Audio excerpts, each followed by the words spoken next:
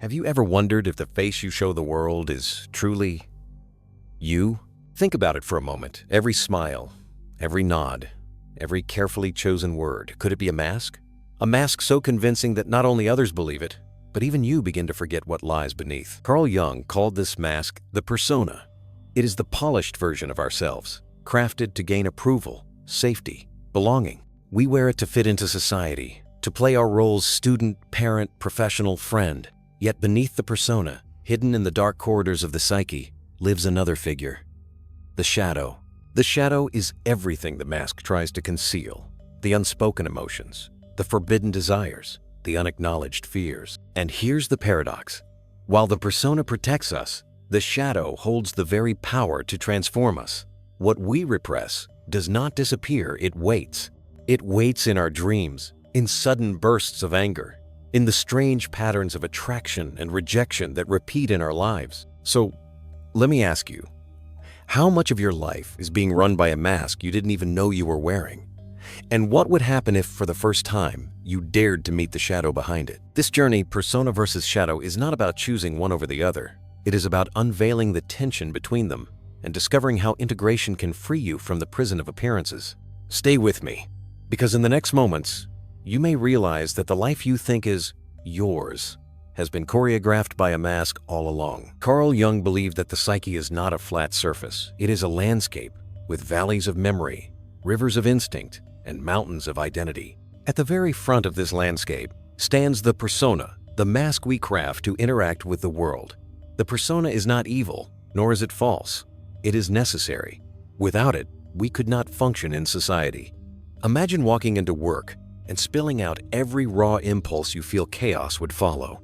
The persona is the bridge between our inner world and the outer one. But like any mask, it has a cost.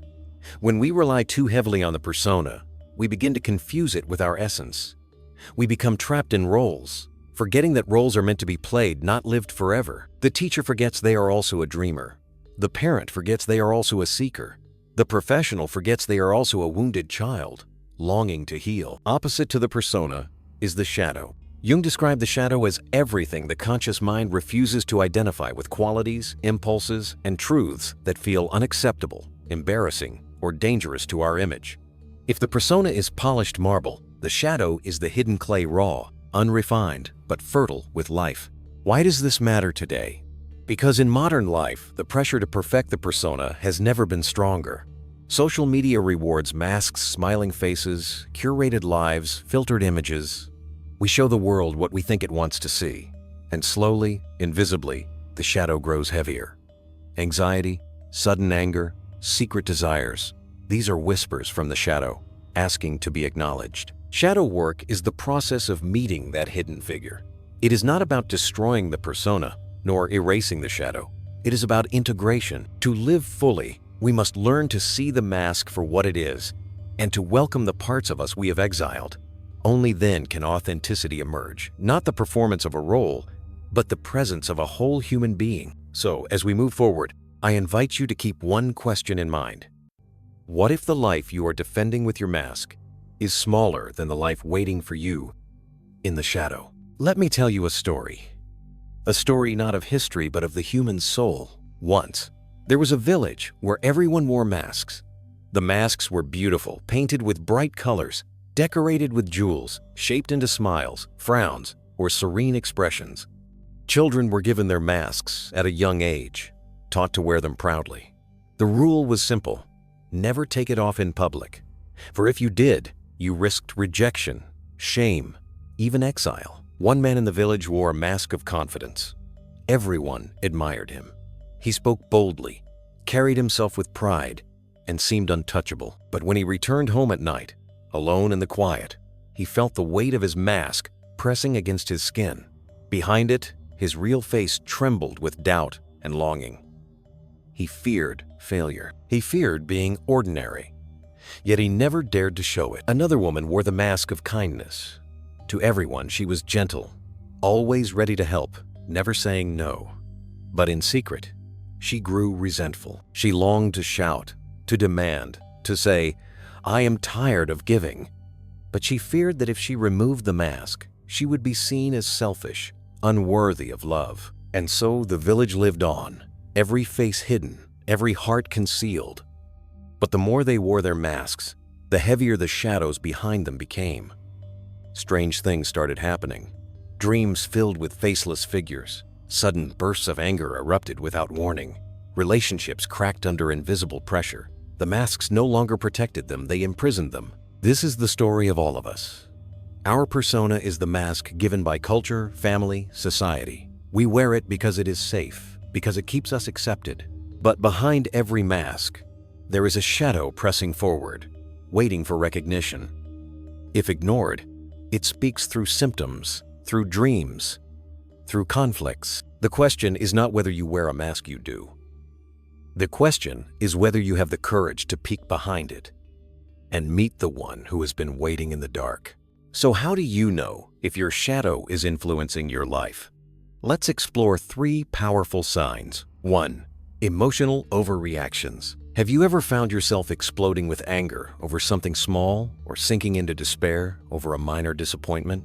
These are not random moods. They are the shadow breaking through the mask. When emotions arrive with disproportionate force, it usually means they belong to something deeper, something you've buried. Jung believed the shadow often appears in projections moments when we accuse others of the very qualities we refuse to see in ourselves. The irritation you feel toward a colleague's arrogance might be a mirror of the confidence you suppress in yourself. The frustration with someone's selfishness may echo the part of you that longs to say no without guilt. 2. Repetitive relationship patterns. Look at your relationships, romantic, professional, or friendships. Do you find the same themes playing out again and again? Constant rejection, betrayal, or feeling unseen. These recurring patterns are not coincidences. They are signals from the shadow. The mask may say, "I am kind. I am agreeable. I am good." But the shadow whispers, "I am angry. I am afraid.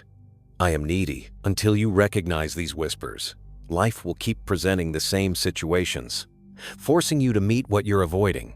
Shadow work means asking, what part of me is this situation trying to reveal? 3. Dreams and symbols of the unseen. The shadow often speaks through dreams. Perhaps you dream of a stranger following you, or of losing control, or of standing naked in front of a crowd. These dream images are not random, they are messages. The stranger is the shadow self. The loss of control is your unconscious crying for release. The nakedness is the wish to be seen, truly, without the mask. If you ignore the language of your dreams, you miss one of the most direct pathways to your hidden self. Each of these signs, overreactions, repeating patterns, symbolic dreams, points to the same truth. The shadow is not here to destroy you. It is here to guide you. What feels like breakdown is often a breakthrough disguised. The question is, will you listen? Let's go deeper. Beyond the obvious emotional storms, the shadow reveals itself in more subtle ways. Here are 3 more signs to watch for. 1. The people you secretly judge or envy. Notice who irritates you, who you envy, who you can't stand. Often, these reactions are less about them and more about you. Jung taught that projection is the shadow's favorite disguise.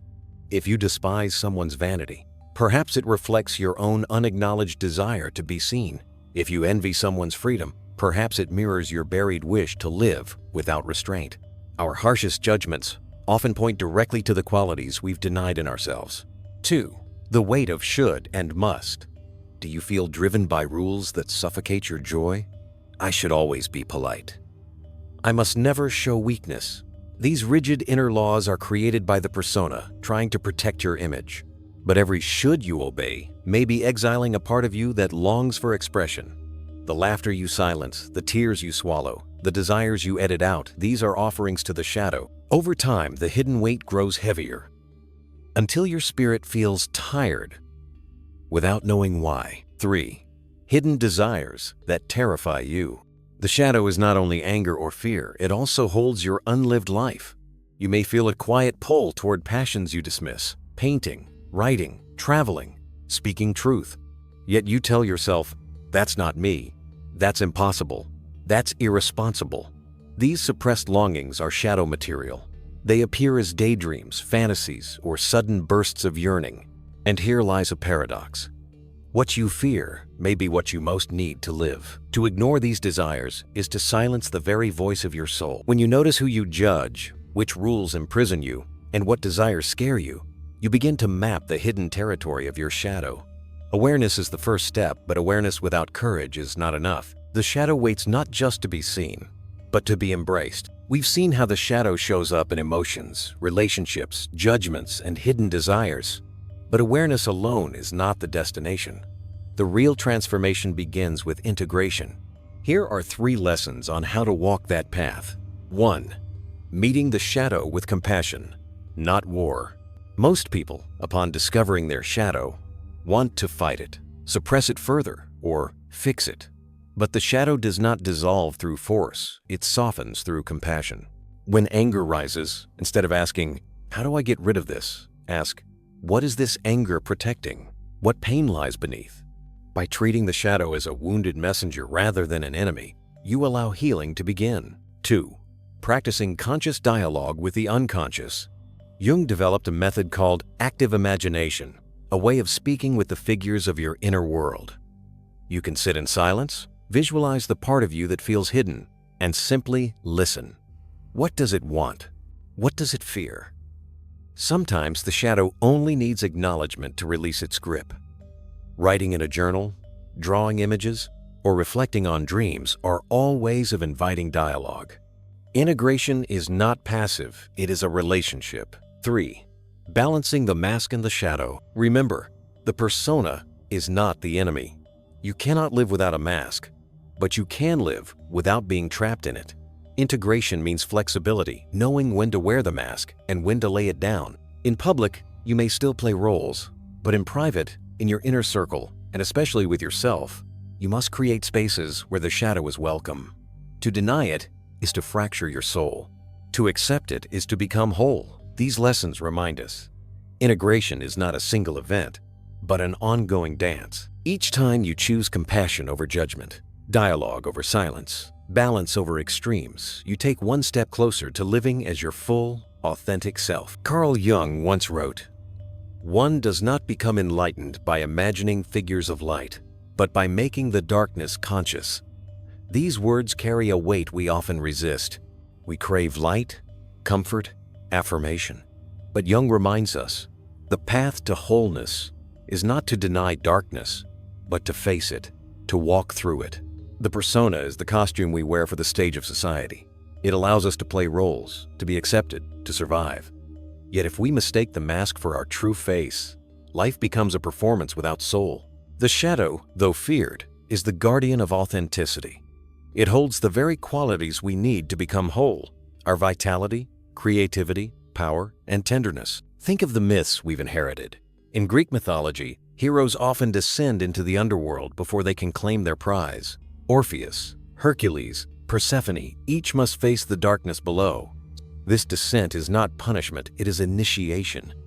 In the same way, shadow work is our personal descent. To meet what we fear inside is to claim the treasure hidden in the depths. There is a paradox here. The more you run from the shadow, the more power it gains. But the moment you turn to face it, the shadow transforms. It is no longer a monster in the dark, it becomes a guide, pointing you to the parts of yourself you abandoned. What once seemed terrifying becomes the key to your freedom. Jung believed that without this integration, people remain fragmented, endlessly projecting their shadows onto the world, blaming others, fearing others, fighting others. But when you integrate, you no longer need to project. You reclaim your inner strength, and you recognize your shared humanity. The enemy outside is no longer so threatening because you have made peace with the enemy within. The deeper meaning is this: the shadow is not an obstacle to wholeness, it is the doorway. To fear it is to fear your own soul. To embrace it is to discover that what you called darkness was light waiting to be remembered. We began this journey with a question: what if the life you think is yours has been choreographed by a mask all along? Now, you've seen the two forces at play: the persona, the mask you wear for the world, and the shadow, the hidden self you fear to reveal. One is polished and safe, the other raw and unpredictable. Yet together, they form the whole of who you are. Shadow work is not about destroying the mask. You still need your persona. It allows you to move through society, to function, to belong. But without meeting your shadow, you risk becoming hollow, a performer trapped in endless roles. True freedom begins when you stop fighting your inner darkness and start listening to it. The journey is simple, but never easy. It asks for honesty, for courage, for compassion. It asks you to notice when you overreact, when you judge, when you dream of strangers, when hidden desires stir. It asks you to pause and say, "This is my shadow speaking. What does it need me to hear?" From darkness comes awareness. From awareness comes integration. And from integration comes wholeness. This is the movement from mask to authenticity, from performance to presence, from fragmentation to unity. So I leave you with this. The next time you feel the mask tightening, dare to loosen it. The next time your shadow whispers, dare to listen. Because behind the persona and the shadow is not two selves, but one soul waiting to be lived fully. If this journey speaks to you, join the conversation. Share in the comments what resonated most. Subscribe to this channel if you want more guidance on shadow work and Jungian psychology. And above all, remember, you are not just the mask you wear, nor the darkness you hide. You are the wholeness that holds them both.